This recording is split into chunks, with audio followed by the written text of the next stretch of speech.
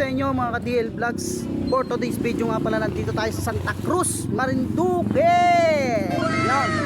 Maghanap tayo dito ng punsyonan at tayo makikikain. Anong gutom. Nakasama ko nga pala yung ating kaibigan, si Idol Roger Santik. Ayan. Ayun. So nandito tayo ngayon sa plaza ng Santa Cruz, dito mismo sa bayan, guys. Napakaganda ng part na to. Ayun. Ayun.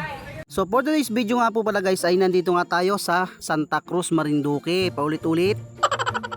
Dumaan lang po talaga kami dito sa plaza ng Santa Cruz, dito mismo sa Kabayanan. Ang sadya talaga namin dito ni Idol Roger Santik ay kuhanin o pick-upin namin yung mga damit na pinagawa namin. Stop over lamang po kami dito sa may muryo na malaki. Hindi namin naiwasan kasi isa ito sa napakagandang atraksyon dito pagdating sa bayan ng Santa Cruz. Palagi ko nga pala itong napapanood sa iba't ibang mga vlogger. May mga napapanood din ako dito nagagawa ng music video, at sa iba naman ay kadalasan ay tumutugtog dito ang iba't ibang grupo ng mga banda.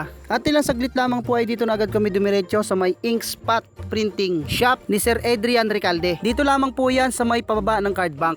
At syempre gumagawa din sila ng mga personalized logo stickers para sa vlog, signages, negosyo at iba pa. Tingnan nyo naman, halos lahat ng vlogger sa Marinduque sa kanila nagpapagawa. Kaya ano pang hinihintay mo? Magpagawa ka na para may commission ako. Aray mo, pakak, pinagkakitaan ka pa.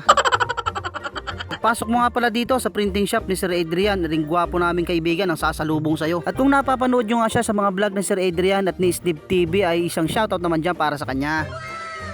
At kahit nga pala si Donya Ames ay sa kanila nagpapagawa kasi quality talaga ang sticker. Yun naman ang talaga mahalaga ay quality na, mura pa. O diba, pinopromote ko talaga yung ink printing shop ni Sir Adrian. Sir Adrian, baka naman. At mabukod nga po pala sa usap ay ito na nga yung pinagawa naming uniform ng GCC o Gasan Content Creator. Dry fit nga po pala yung t-shirt niya at talaga namang napakalinaw ng ink tuloy ng pagka-print.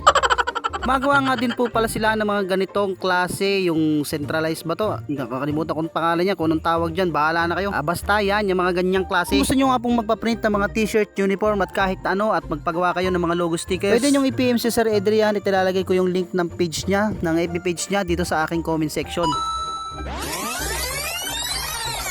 Pagkagaling nga pala namin Santa Cruz ay dito na agad kami dumiretso sa Ulong Beach dito sa may Mugpog. Dahil member din tayo ng Marinduque Vloggers and Friend ay umatin tayo dito sa kanilang celebration o outing. Dahil nag-champion sila sa liga ay naisipan nila na mag-outing dito sa Ulong Beach. Shoutout nga pala sa kanila yung mga vlogger ng Mugpog at Buwak. Napakababait talaga nilang kasama. Karamihan dito ay kilala ko na pero mas marami akong hindi kilala. Iisa lang hihiling ko sa ating lahat mga kaibigan at mga kapatid, sana umasinso tayo at umangat ng husto sa ating mga pagbablog. At kung nagustuhan mo nga ang aking video ay paki-follow na rin po at paki-like and share na rin ang aking video. God bless.